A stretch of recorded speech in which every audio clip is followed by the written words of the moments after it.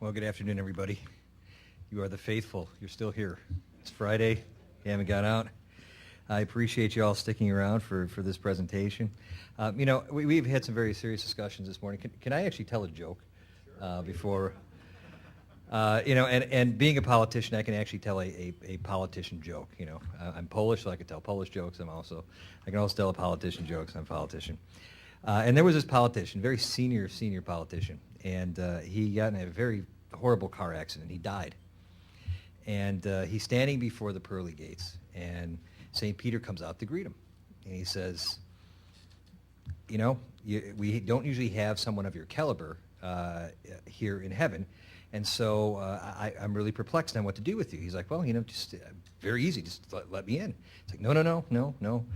We have protocol here, and we got to figure out exactly, where you fit in. He's like, I'm pretty sure where I want to go. Just let me through the gates. No, this is coming from higher up. We're going to give you a choice. It's like, oh, okay. So you're going to spend 24 hours in hell, and then you get to spend 24 hours in heaven. You come back, you decide where you want to spend eternity. I said, okay, great, no problem. St. Peter leads him to the elevator. He goes down, all the way down to hell. Door opens. He is shocked. Beautiful green golf course. All his politician friends are in the background. They all run to greet him. They hug him. They have just a great time. They're dancing. The devil comes by. He seems like a really nice guy too. He's telling jokes. They go out and play a friendly round of golf. They go back. They're all well dressed, and they go to the country club, and they have caviar, and they have lobster that they dine on that night. Time seems to fly. It passes. 24 hours goes by. Devil comes to him and says, "You're 24 hours up.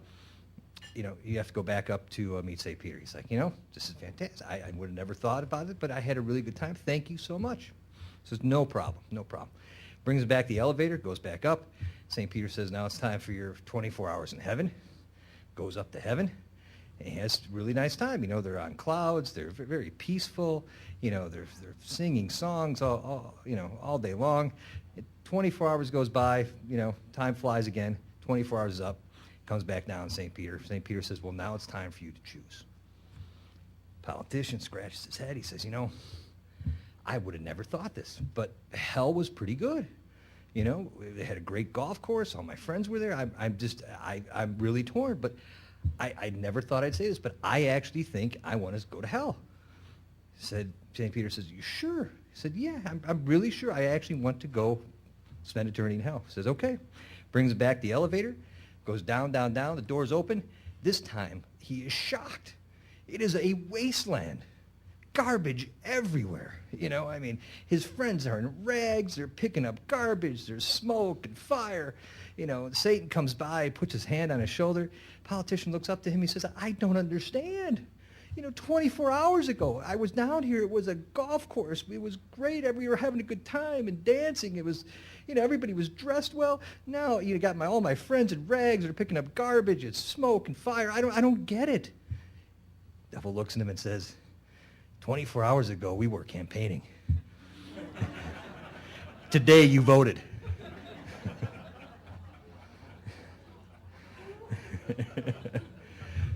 Thought we needed some humor in here a little bit. Especially what I'm going to talk about next. I am Ed Pawlowski. I'm the mayor of the city of Allentown, and I want to share with you a little bit of our experience about what has happened in Allentown. As you know, as has been referred to, this February, very tragic accident in the city, a major gas explosion that leveled an entire city block. And I want to give you some context about how that occurred. Before I do that, I actually want to tell you a little bit about my city so that you understand the context in which, and the environment, since we've talked about it, a lot of it depends on your environment, the environment that this situation occurred. Okay. Why is it? There we go. Just to give you a sense of where Allentown is, Allentown is the largest of three cities. We are close to the New Jersey border. We're on the eastern part of the state of Pennsylvania. We're right on the border of New Jersey. We're about an hour west of New York and about an hour north of Philadelphia. Incredibly fast-growing area. We're the fastest-growing region in the state. We have about 1 million people in our MSA area, and there's 3 cities in this MSA area: Allentown, Bethlehem, and Easton. Allentown is by far the largest city in that particular region. We are the 3rd largest city in the state of Pennsylvania. It is Philadelphia, Pittsburgh, and the city of Allentown. Our population has grown. We are the fastest growing city in the entire state because of our proximity. As I said, we're surrounded by 2 interstates and the Pennsylvania Turnpike. We actually grew by 15% in this last census.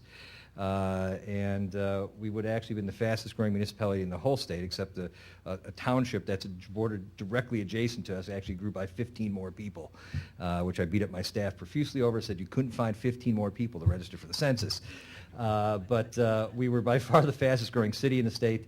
And provided that the Mayan prediction doesn't come true and the world doesn't come to a screeching halt in 2012, we will be celebrating our 250th anniversary. So we're a very old city. In fact, we're one of the oldest cities on the East Coast. We have some great corporate partners. For a city our size, we're about 120,000 people. We have 4 Fortune 500 companies who are actually headquartered in and around the Allentown area. PPL, Pennsylvania Power and Light, is directly headquartered. In fact, that's their headquarters right there in downtown Allentown. I know there's some folks from Air Products here. Air Products and Chemicals has their corporate headquarters in the Allentown area, as well as LSI, which is an offshoot of a Gear, and Olympus just moved their whole North American operation to the Allentown area.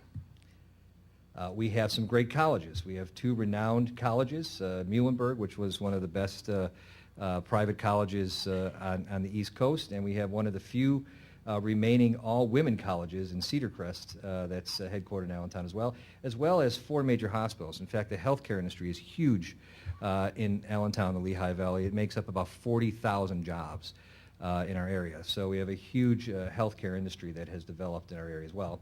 And we have one of the best park systems, I think, in the country, over 2,000 acres of parkland, largest park system per capita than any city in the country. Just to put it in perspective, Central Park is about 800 acres. It's the largest urban park. We have 2,000 acres for a city of 120,000 people.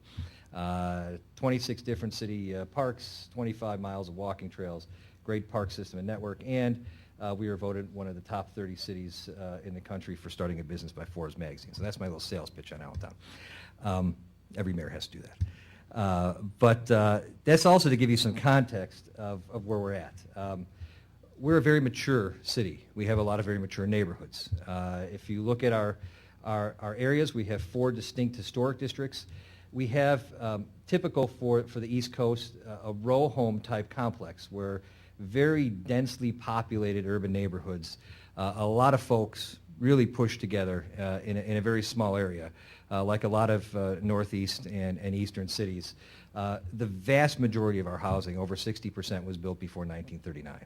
So very older housing stock, and with that comes a very old infrastructure. We have 79 miles of aging cast iron pipe. It's about 26%. UGI is our gas distributor in our area. 26% of all the cast iron pipe that UGI has is in the city of Allentown. Our pipe ages on an average between 90 and 120 years old. That's the average. I was talking to my new friend from San Bruno, and he was joking with me when that clip came on this morning, about good morning, good morning, good morning.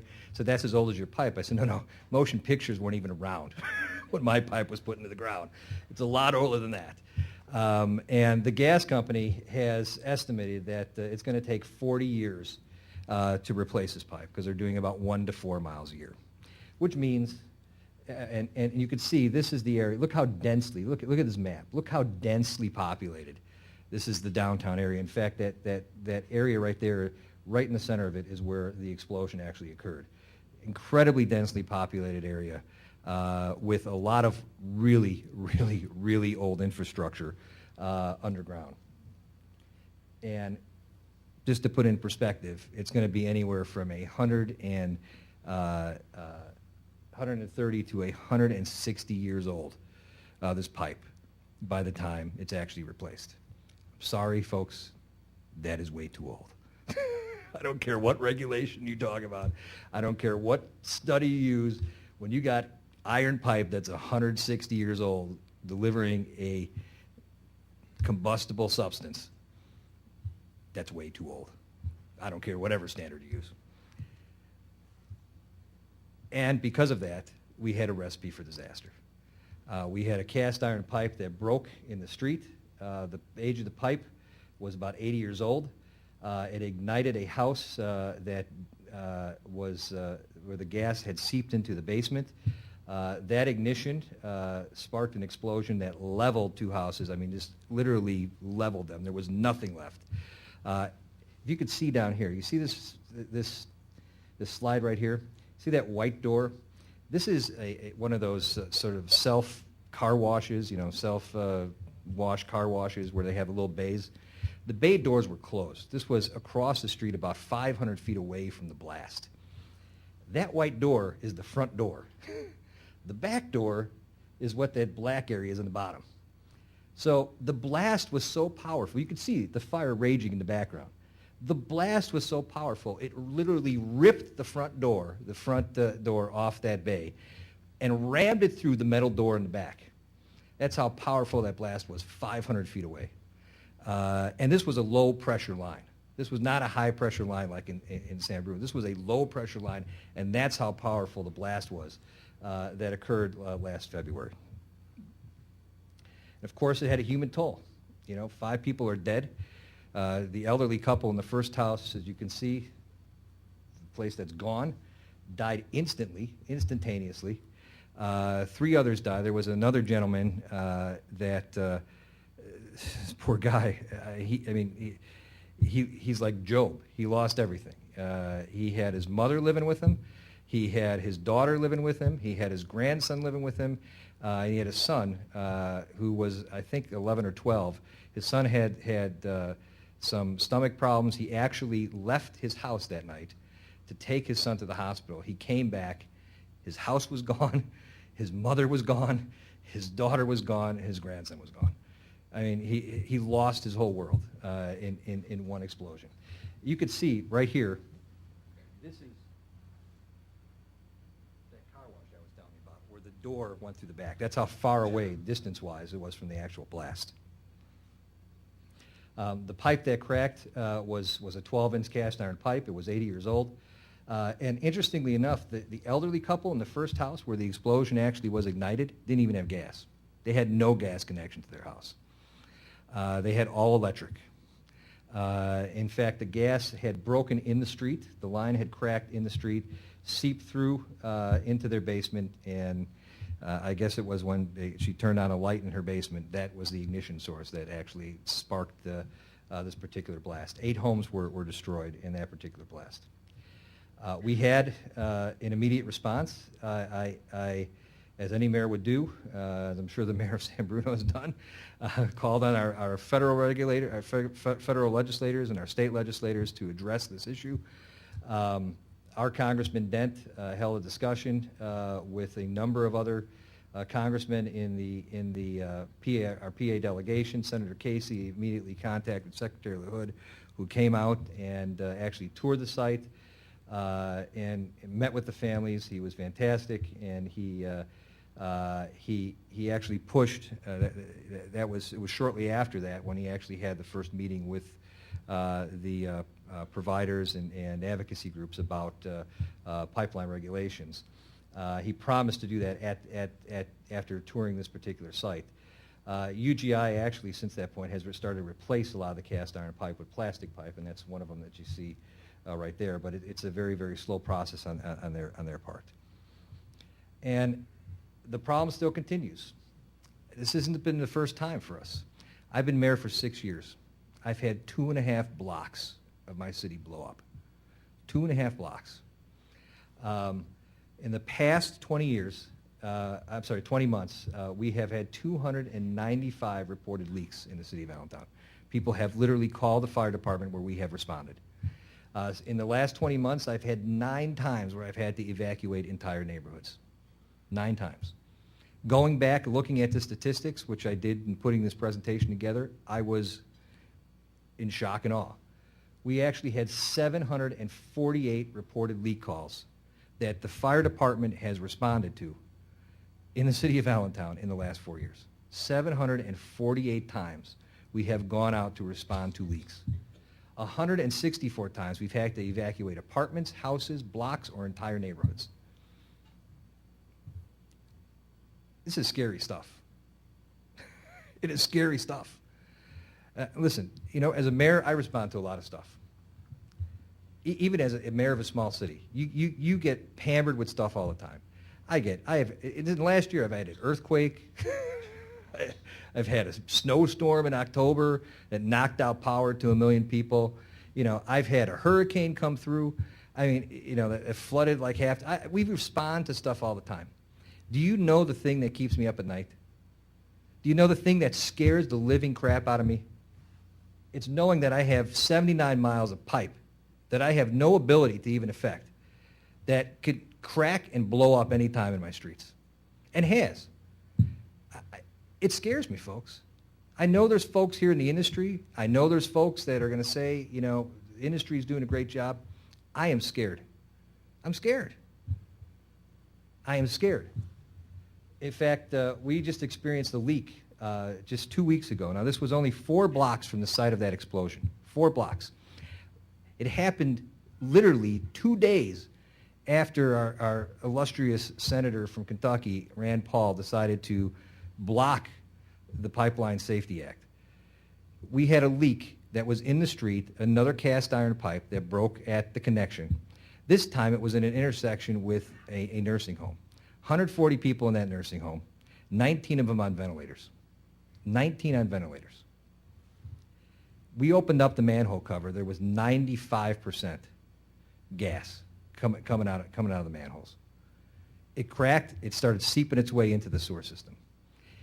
All we needed was an ignition source. Thank God we caught it in time. Thank God. We would have had a disaster that would have made past San Bruno, would have passed, all the disasters combined so far. That's how bad this disaster would have been. Our guys respond pretty well. It's not a matter of response. My firemen have now probably have the best emergency management training for these disasters probably than any other city in the country. We've done it 4 times. 4 times we have to respond. They can get to a fire anywhere in my city within 3.5 to 4 minutes. I don't think you can you can't even get out of the fire. It takes them a minute to get out of the fire. I don't think you can get faster than that. But yet there is this danger of these gas lines rupturing and exploding at any given point in time, and it scares me. So what needs to be done? Well, I think there's a number of things. First off, as you heard me say in my questions, I know some of you will disagree with me, but I think regulations. One of the things that was posed at me when this first happened, and I started making an issue about the fact that these lines were sold and needed to be replaced, one of the folks from the gas company actually said to me, well, Mayor, you have a utility. You have a water and sewer utility, which we do. I control the utility. I understand the distribution. Some of those water and sewer lines are cast iron. Correct again. Yes, they are. Why don't you replace them? I thought I was going to jump out of my socks when I first heard that. Let me tell you something. When my sewer line breaks, I have a plethora of regulations that stretch from the floor to the ceiling about how I'm supposed to deal with that sewage, how I'm supposed to replace that line, and how I'm supposed to reintegrate service. The difference is this. In fact, I have 4 federal agencies. I have the EPA, three federal agencies, a state agency, the EPA, the Delaware River Basin Commission, the Chesapeake Basin Commission, and the DEP, the state DEP, that regulates what I need to do when that pipe breaks, that sewage pipe. The difference is this. When my pipe breaks, it puts crap in people's basements. That's it. When a gas pipe breaks, it blows things up in a big way. That's the difference. So we need some sort of regulation. There has to be some sort of regulation, and if the state isn't going to do it, I'm going to keep fighting as a mayor on the federal level to have some sort of regulation put into place because I am scared. And it's not just me. It's northeastern mayors across, and quite honestly, mayors of any older city that have pipe in their streets that are over 60 years old, which we have no ability to affect or to have maintained in any way, shape, or form. I think, as has been stated before, we need to have some sort of automatic, sort of remote shutoff valve system in place. We've talked about it for Class 3 and 4, high consequence areas. I think it should be also extended to the distribution networks as well. When this blast occurred, this last blast in February, it took us 4 hours. 4 hours. Again, let me go back. My firefighters were there in 2.5 to 3 minutes on the scene. They could not do anything because the fire was raging so hot and so out of control for 4 hours because they had no shutoff valves. We had to literally get backhoes out, dig up the street to shut that gas off. It was just like a big gas fireplace that was burning out of control.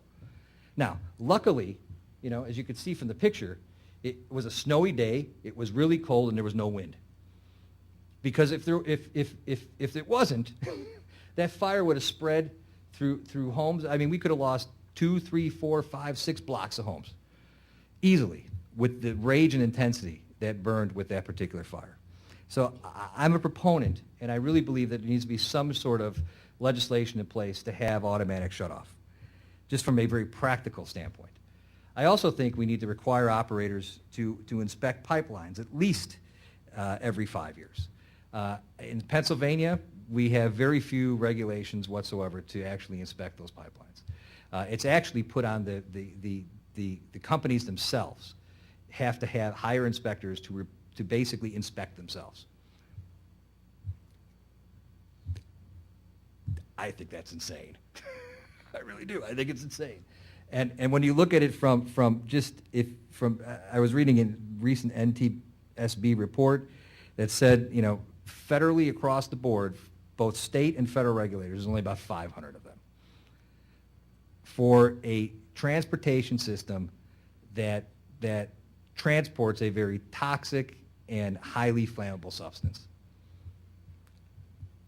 I think we need to have some sort of system in place for regulation and inspection. Finally, I think we need to require operators to give first responders the pipeline and hazard safety material administration emergency management plans covering actions to be taken in case of a pipeline rupture. To this date, I still don't have detailed plans of where this pipe is in my ground. The gas company refuses to give it to me.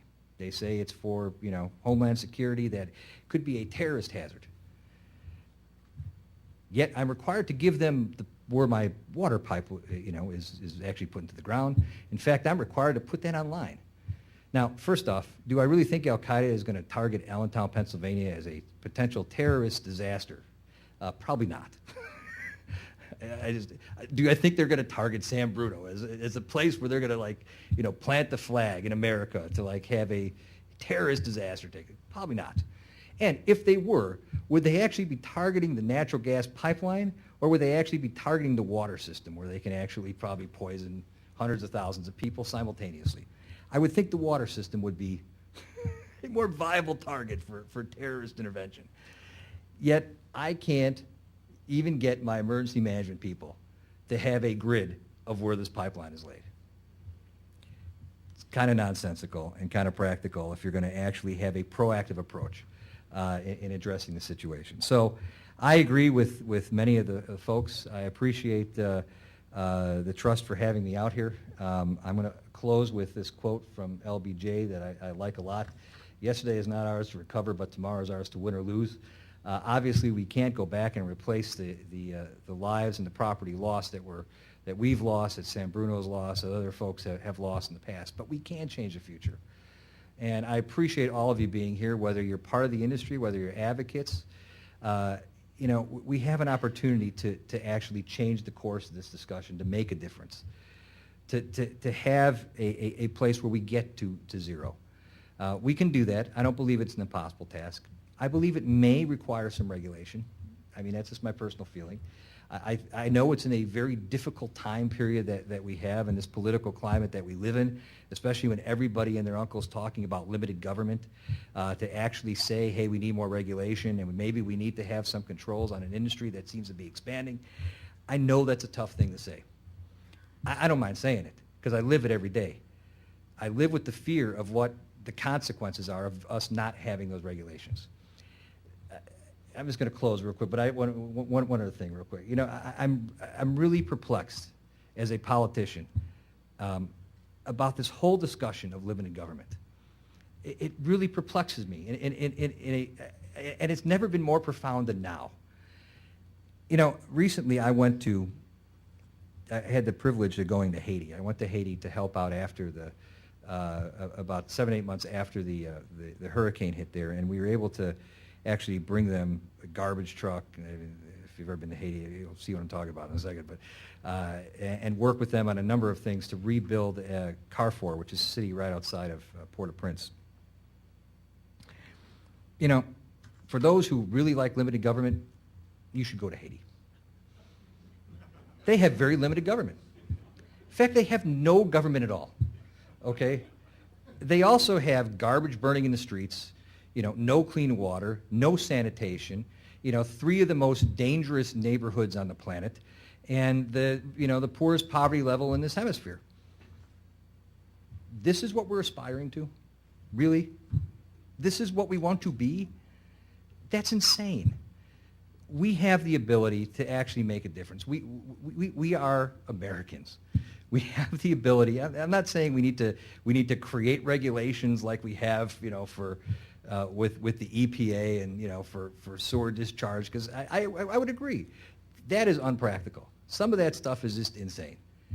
But there has to be something that puts some practicality back into this whole discussion about when do you replace, you know, a distribution system that's 160 years old, or in our case, 120 years old. You know, there has to be some practical guidelines that are put down, and if the states aren't going to do them, then the federal government needs to step up. We can't have so limited of government that we're creating a scenario for disasters in the future. So we can't recover the problems that we've had in the past, but we can change the future. And I appreciate having the ability to talk to you, to share some of my points, pontificate for a few seconds here. And again, I appreciate the trust for inviting me and being able to share about what happened in the city of Allentown.